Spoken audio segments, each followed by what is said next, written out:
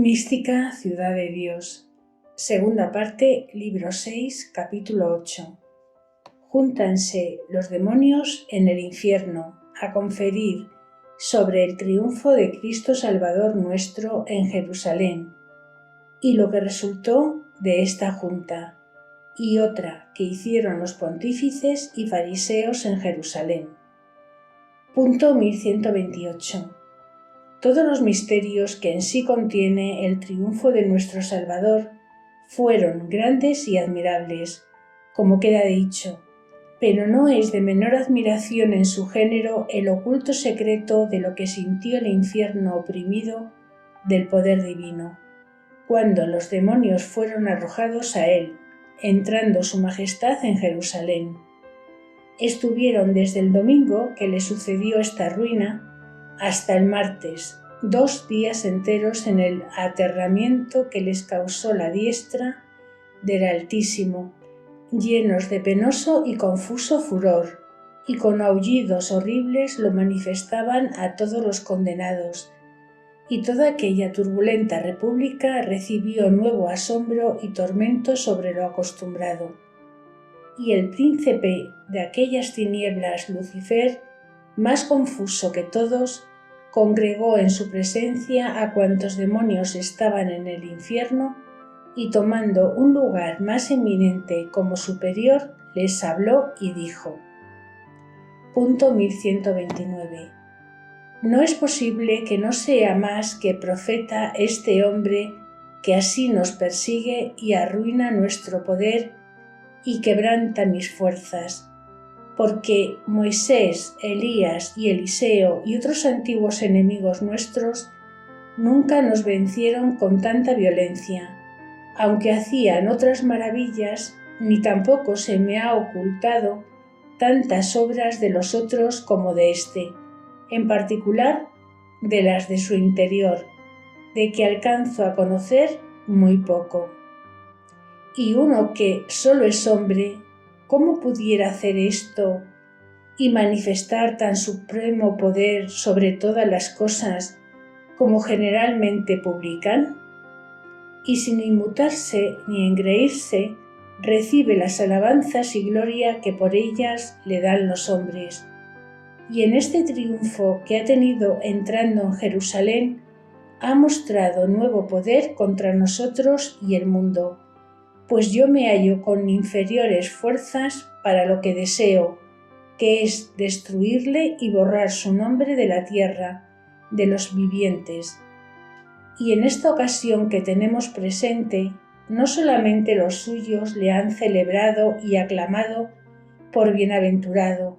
pero muchos que yo tenía en mi dominio hicieron lo mismo, y aún le llamaron Mesías, y el prometido de su ley, y a todos los rindió a su veneración y adoración. Mucho es esto para solo puro hombre,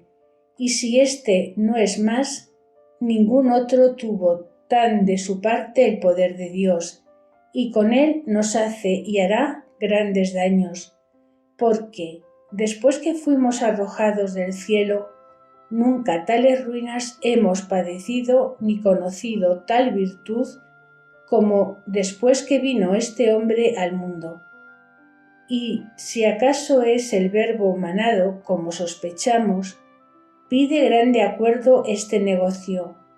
porque si consentimos que viva, con su ejemplo y doctrina, se llevará tras de sí a todos los hombres. Y por el odio que con él tengo, he procurado quitarle la vida algunas veces, y no le he conseguido, porque en su patria, que procuré le despeñasen de un monte, él con su poder burló de los que iban a ejecutarle. Otra vez dispuse que le apedreasen en Jerusalén, y se les desapareció a los fariseos. Punto 1130. Ahora tengo la materia mejor dispuesta con su discípulo y nuestro amigo Judas, porque le he arrojado al corazón una sugestión de que venda y entregue a su maestro a los fariseos, a los cuales tengo también prevenidos con furiosa envidia, que sin duda le darán la muerte muy cruel como lo desean, y solo aguardan ocasión oportuna, y ésta la voy disponiendo con toda mi diligencia y astucia, porque Judas y los escribas y pontífices harán todo cuanto yo les propusiere. Pero con todo eso hallo en este gran tope que pide mucha atención, porque si este hombre es el Mesías que esperan los de su pueblo, ofrecerá la muerte y sus trabajos por la redención de los hombres, y satisfará y merecerá por todos y para todos infinitamente. Abrirá el cielo y subirán los mortales a gozar los premios que Dios nos ha quitado a nosotros, y será este nuevo y duro tormento, si no lo prevenimos para impedirlo. Y a más de esto dejará a este hombre en el mundo, padeciendo y mereciendo nuevo ejemplo de paciencia para los demás, porque es mansísimo y humilde de corazón, y jamás le hemos visto impaciente ni turbado, y esto mismo enseñará a todos, que es lo más aborrecible para mí, porque me ofenden grandemente esas virtudes y a todos los que siguen mi dictamen y pensamientos. Por estas razones conviene para nuestros intentos conferir lo que debemos hacer en perseguir a este Cristo y nuevo hombre, y que todos me digáis lo que entendáis de este negocio. Punto 1131. Sobre esta propuesta de Lucifer tuvieron largas conferencias aquellos príncipes de las tinieblas, enfureciéndose contra nuestro Salvador con increíble saña y lamentándose del engaño que ya juzgaban había padecido en pretender su muerte con tanta astucia y malicia, y con ella misma reduplicada pretendieron desde entonces retractar lo hecho y atajar que no muriese, porque ya estaban confirmados en la sospecha de que era el Mesías, aunque no acababan de conocerlo con firmeza. Pero este recelo fue para Lucifer de tanto escándalo y tormento que, aprobando el nuevo decreto de impedir la muerte del Salvador, concluyó el conciliábulo y dijo: «Creedme, amigos, que si este hombre es también Dios verdadero, con su padecer y morir salvará a todos los hombres, y nuestro imperio quedará destruido, y los mortales serán levantados a nuevas dichas y potestad contra nosotros. Muy errados andamos en procurarle la muerte, vamos luego a reparar nuestro propio daño». Punto 1132. Con este acuerdo salió Lucifer y todos sus ministros a la tierra y ciudad de Jerusalén, y de aquí resultaron algunas de las diligencias que hicieron con Pilatos y su mujer, como consta de los evangelistas, para excusar la muerte del Señor, y otras que no están en la historia del Evangelio, pero fueron ciertas, porque ante todas cosas emprendieron a Judas y con nuevas sugestiones procuraron disuadirle la venta que tenía concertada de su divino Maestro. Y como no se movió a revocar sus intentos y desistir de ellos, se le apareció el demonio en forma corporal y visible y le habló, procurando con razones inducirle a que no tratase de quitar la vida a Cristo por medio de los fariseos. Y conociendo el demonio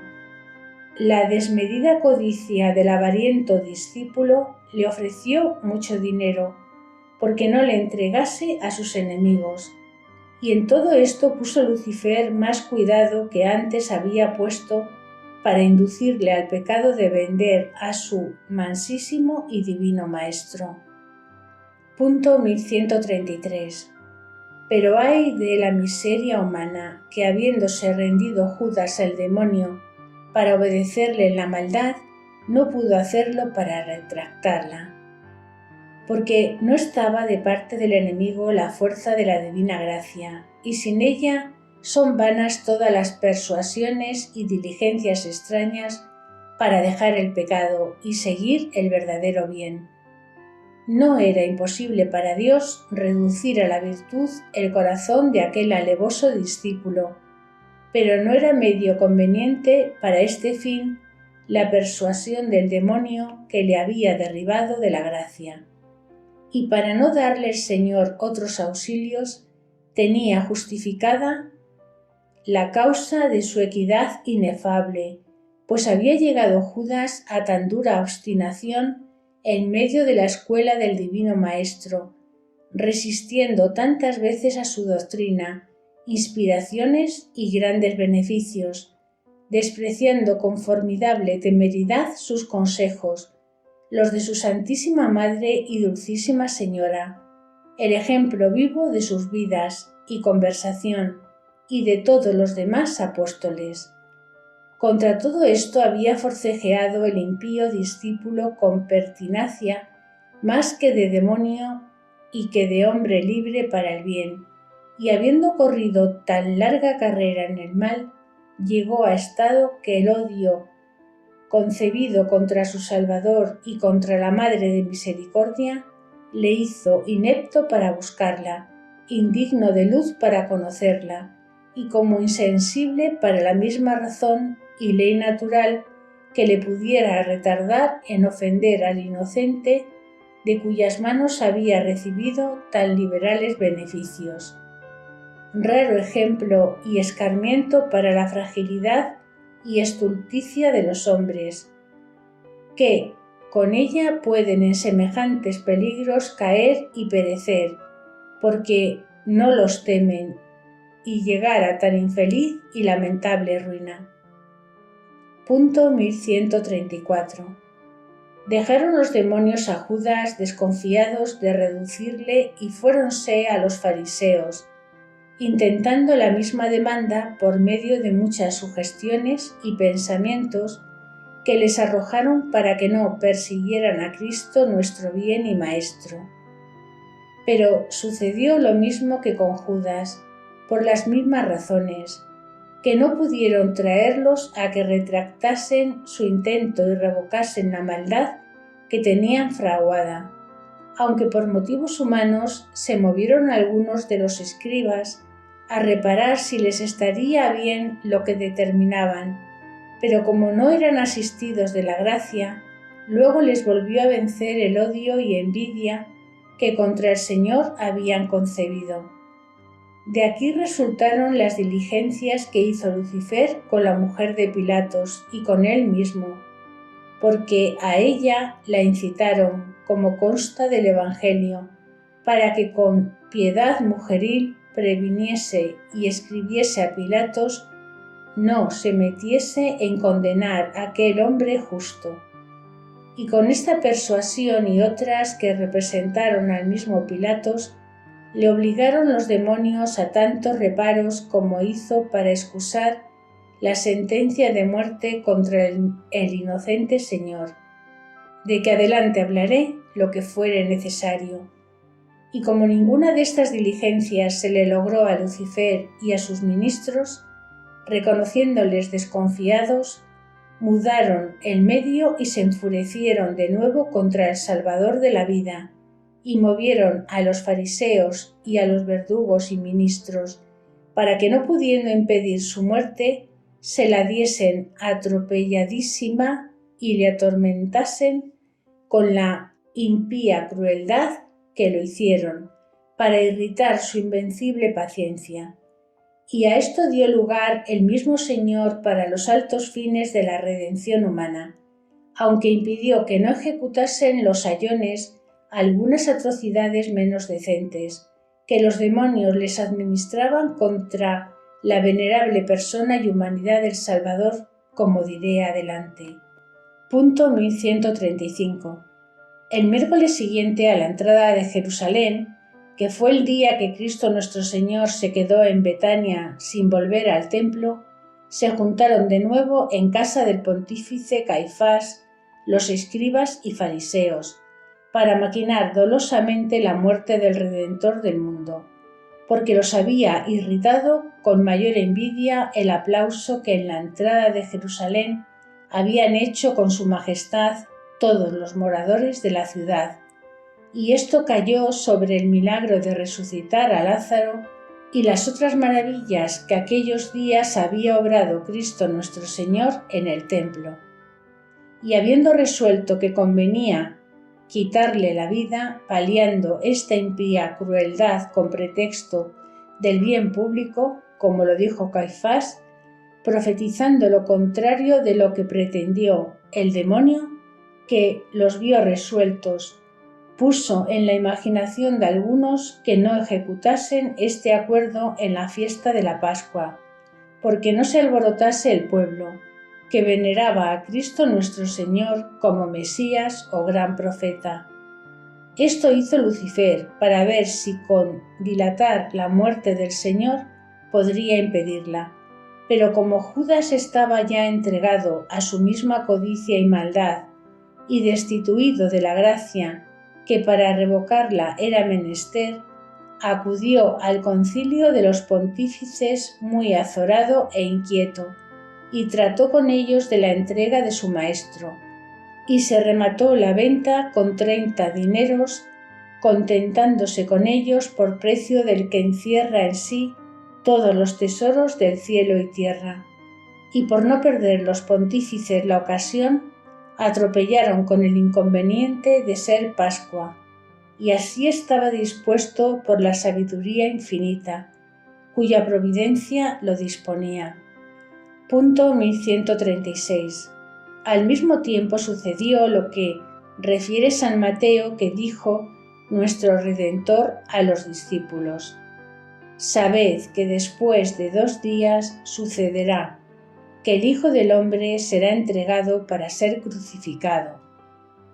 No estaba Judas presente a estas palabras, y con el furor de la traición volvió luego a los apóstoles, y como pérfido y descreído andaba inquiriendo y preguntando a sus compañeros y al mismo Señor y su Beatísima Madre a qué lugar habían de ir desde Betania y qué determinaba su maestro hacer aquellos días. Y todo esto preguntaba e inquiría dolosamente el pérfido discípulo,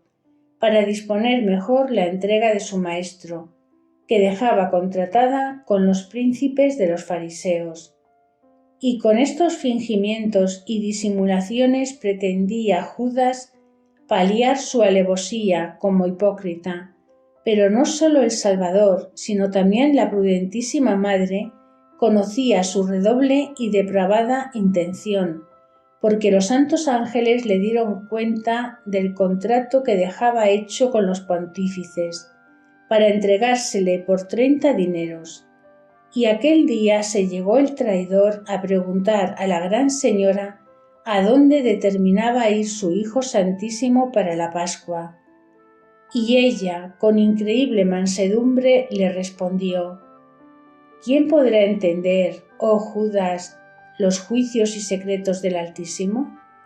Y desde entonces le dejó de amonestar y exhortar para que se retractase de su pecado, aunque siempre el Señor y su Madre le sufrieron y toleraron, hasta que él mismo desesperó del remedio y salud eterna. Pero la mansísima Paloma, conociendo la ruina irreparable de Judas, y que ya su Hijo Santísimo sería luego entregado a sus enemigos, hizo tiernos llantos en compañía de los ángeles, porque no podía con otra alguna criatura conferir su íntimo dolor, y con estos espíritus celestiales soltaba el mar de su amargura y decía palabras de gran peso, sabiduría y sentimiento, con admiración de los mismos ángeles, viendo en una humana criatura tan nuevo modo de obrar con perfección tan alta, en medio de aquella tribulación y dolor tan amargo. Doctrina que me dio la gran Reina del Cielo María Santísima. Punto 1137. Hija mía, todo lo que has entendido y escrito en este capítulo contiene grande enseñanza y misterios en beneficio de los mortales, si con atención los consideran. Lo primero debes ponderar con discreción que, como mi Hijo Santísimo vino a deshacer las obras del demonio y vencerle para que no tuviese tantas fuerzas contra los hombres, fue consiguiente para este intento que, dejándole en el ser de su naturaleza de ángel y en la ciencia habitual que le correspondía, con todo eso le ocultase muchas cosas, como en otras partes has escrito, para que no llegando a conocerlas se reprimiese la malicia de este dragón con el modo más conveniente a la suave y fuerte providencia del Altísimo. Por esto se le ocultó la unión hipostática de las dos naturalezas, divina y humana, y anduvo tan alucinado en este misterio que se confundió y anduvo variando en discursos y determinaciones fabulosas hasta que a su tiempo le hizo mi Hijo Santísimo que le conociese y que su alma divinizada había sido gloriosa desde el instante de su concepción, y asimismo le ocultó algunos milagros de su vida santísima y le dejaba conocer otros. Y esto mismo sucede ahora con algunas almas, que no consiente mi Hijo Santísimo conozca el enemigo todas sus obras, aunque naturalmente las pudiera conocer, porque se las esconde su majestad,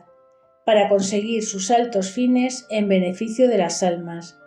y después suele dejarle que las conozca, para mayor confusión del mismo demonio, como sucedió en las obras de la redención, cuando para su tormento y mayor opresión dio lugar el Señor a que las conociese. Y por esta razón anda la serpiente y dragón infernal acechando a las almas para rastrear sus obras, no solo interiores, sino también las exteriores. Punto 1138. Tanto es el amor que tiene mi Hijo Santísimo a las almas, después que nació y murió por ellas, y este beneficio fuera más general y continuo con muchas, si ellas mismas no le impidieran desmereciéndole y entregándose a su enemigo, escuchando sus falsas sugestiones y consejos llenos de malicia y engaño. Y como los justos y señalados en la santidad vienen a ser instrumentos en la mano del Señor, que los gobierna y rige Él mismo, y no consiente que otro alguno los mueva, porque del todo se entregan a su divina disposición. Así, por el contrario, sucede a muchos réprobos y olvidados de su Criador y Reparador, que entregándose por medio de repetidos pecados en manos del demonio, los arrastra y mueve a toda maldad y se sirve de ellos para todo lo que desea su depravada malicia, como sucedió al pérfido discípulo y a los fariseos homicidas de su mismo Redentor. Y ninguno de los mortales tiene disculpa en este daño, pues así como Judas y los pontífices no consintieron con su libre voluntad en el consejo del demonio, para dejar de perseguir a Cristo nuestro Señor, pudieran mucho mejor no consentir con Él en la determinación de perseguirle, que les persuadió el mismo demonio. Pues para resistir esta tentación, les asistió el auxilio de la gracia, si quisieran cooperar con ella, y para no retroceder del pecado solo se valieron de su libre albedrío y malos hábitos. Y si les faltó entonces la gracia y moción del Espíritu Santo, fue porque de justicia se les debía negar,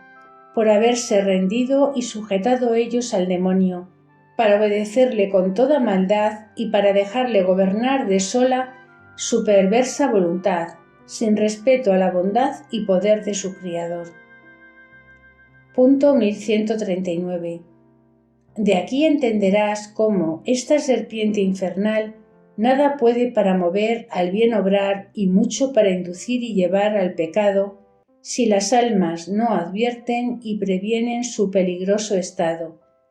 Y de verdad te digo, hija mía, que si los mortales le conocieran con la ponderación digna que pide, les causara grande asombro, porque entregada un alma al pecado, no hay potencia criada que la pueda revocar ni detener para que no se despeñe de un abismo en otro, y el peso de la naturaleza humana, después del pecado de Adán, inclina al mal como la piedra al centro, mediante las pasiones de la concupiscible e irascible, y juntando a esto las inclinaciones de los malos hábitos y costumbres, y el dominio y fuerza que cobra el demonio contra el que peca, y la tiranía con que lo ejecuta, ¿quién habrá tan enemigo de sí mismo que no tema este peligro? Solo el poder infinito le librará, y solo a su diestra está reservado el remedio. Y siendo esto así que no hay otro, con todo eso viven los mortales tan seguros y descuidados en su perdición, como si estuviera en su mano revocarla y repararla cuando quisieren. Y aunque muchos confiesan y conocen la verdad de que no pueden levantarse de su ruina sin el brazo del Señor, pero con este conocimiento habitual y remiso, en lugar de obligarle a que les dé la mano de su poder, le desobligan, irritan y quieren que Dios les esté aguardando con su gracia, para cuando ellos se cansaren de pecar o no pudieren extender más su malicia y estulticia llena de ingratitud. Punto 1140. Teme, carísima, este formidable peligro y guárdate del primer pecado, que con él resistirás menos al segundo, y tu enemigo cobrará fuerzas contra ti. Advierte que tu tesoro es grande y el vaso frágil, y con un hierro puedes perderlo todo. La cautela y sagacidad de la serpiente contra ti es grande, y tú eres menos astuta, y por esto te conviene recoger tus sentidos y cerrarlos a todo lo visible, retirar tu corazón al castillo amurallado de la protección y refugio del Altísimo, de donde resistirás a la inhumana batería con que te procura perseguir. Y para que temas como debes, baste contigo el castigo a donde llegó Judas, como lo has entendido. En lo demás que has advertido de mi imitación para perdonar a los que te persiguen y aborrecen, amarlos y tolerarlos con caridad y paciencia y pedir por ellos al Señor con verdadero celo de su salvación, como yo lo hice con el traidor Judas. Ya estás advertida muchas veces, y en esta virtud quiero que seas extremada y señalada, y que la enseñes y platiques con tus religiosas y con todos los que tratares, porque a vista de la paciencia y mansedumbre de mi Hijo Santísimo y mía, será de intolerable confusión para los malos y todos los mortales que no se hayan perdonado unos a otros con fraternal caridad. Y los pecados de odio y venganza serán castigados en el juicio con mayor indignación, y en la vida presente son los que más alejan de los hombres la misericordia infinita para su perdición eterna, si no se enmiendan con dolor. Y los que son blandos y suaves con los que los ofenden y persiguen y olvidan los agravios,